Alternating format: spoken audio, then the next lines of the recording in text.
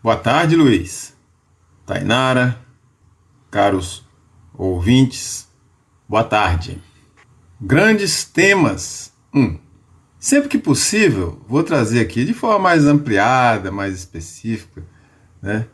Assim, mais contundente, talvez, temas relevantes para o município de Livramento, que muitas vezes são vistos assim, com muita simplicidade, sem a devida seriedade, né? Temas cuja discussão se impõe no momento diante da próxima transição administrativa e legislativa que vai ocorrer por conta da recente eleição. E eu começo com o mais óbvio dos temas, né?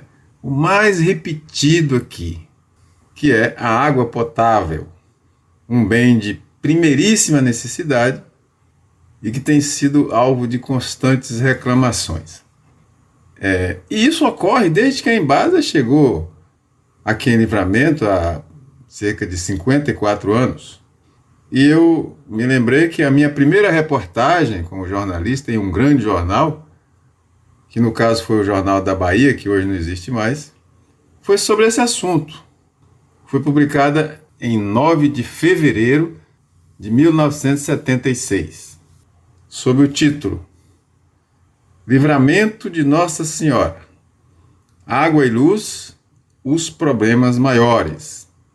E eu comecei o texto dizendo: das torneiras por onde passa a água, a pouca água que abastece Livramento de Nossa Senhora, saem até cobras e sapos, segundo os habitantes dali. A Embasa, que promete desde 1971 o melhoramento da rede de água e esgotos do município, nada fez até agora, quer no sentido de ampliar a rede, quer que não mais atende à população, quer no que se refere ao tratamento da água. Isso foi lá em 1976.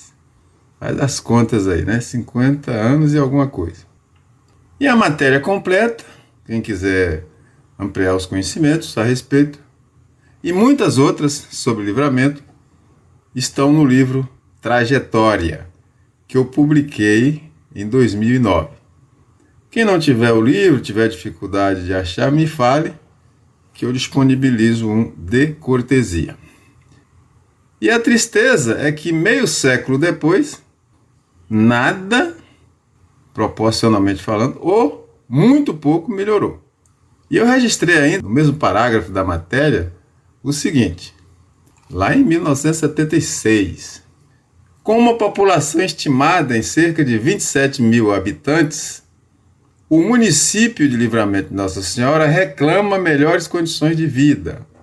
O prefeito local, José Jeová Rego, lamenta a omissão de autoridades e políticos em geral para com as suas reivindicações. Já o ex-prefeito Ulisses Cambuí Lima, suplente de deputado estadual, é mais incisivo. Para ele, estão entravando o desenvolvimento do município.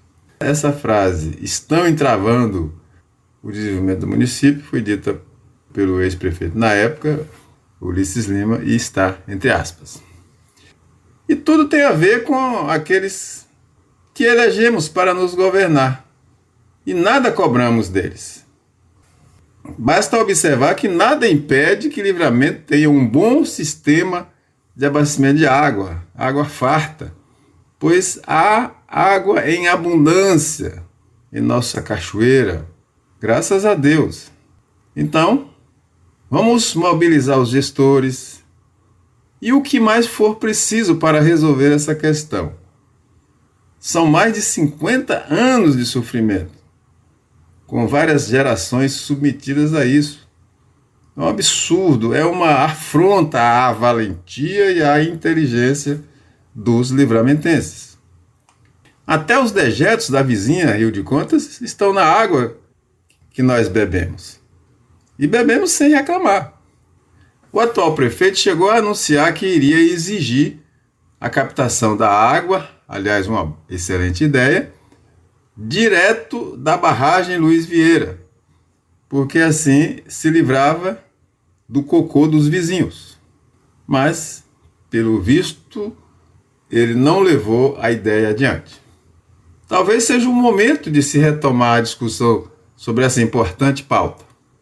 A própria Agência Nacional de Água, a ANA, já havia sugerido isso, lá em 2005, quando ela detectou nos estudos que ela faz, não fez só em Livramento, em outros municípios também, detectou que nosso sistema de água já estava ultrapassado em 2005, em pelo menos 30%.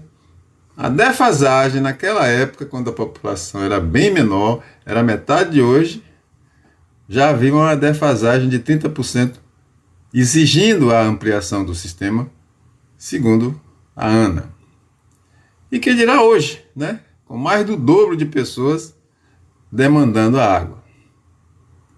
Está feita, portanto, a sugestão para debater e exigir novos sistemas de água e de esgoto em Livramento. Os políticos vão sair pela tangente, vão desconversar, mas porque custa muito dinheiro, né? Mas é necessário, sob a pena de entrarmos num colapso total e não demorará muito. Algo precisa ser feito. E por último, a concretude da espiritualidade, cujo autor é Deus, não depende da vontade humana. Cristo mostrou que ela é regida por leis que todos podem compreender com facilidade, mesmo os tolos, desde que tenhamos espíritos puros. Felizes os que a fé conduz à intimidade com Jesus, seja em matéria ou em espírito. A estes será dado assento no paraíso espiritual. Até os que chafurdam na miséria humana, um dia serão iluminados e chegarão lá. Nós esculpimos nosso próprio destino, como nos lembra o espírito de Lúcius. Só há diferença no modo e tempo de caminhar. Quem promove o nascer de vidas, por exemplo, tendem a chegar antes dos que patrocinam a morte de qualquer ser vivo. Por exemplo, os que praticam ou ajudam a praticar o aborto. Pois a vida é a essência do plano de Deus. Infelizes, portanto, os que promovem ou se alegram com a barbárie, os que roubam a coletividade, os criminosos da corrupção, os enganadores. Infelizes os covardes que maltratam mulheres e crianças e idosos. Tristes os que torturam ou matam aqueles a quem deveriam ajudar e proteger. Tristes os que roubam, trapaceiam e fazem outros sofrerem. Pensem nisso. E é o que trouxemos para hoje. Tenham sempre bom ânimo.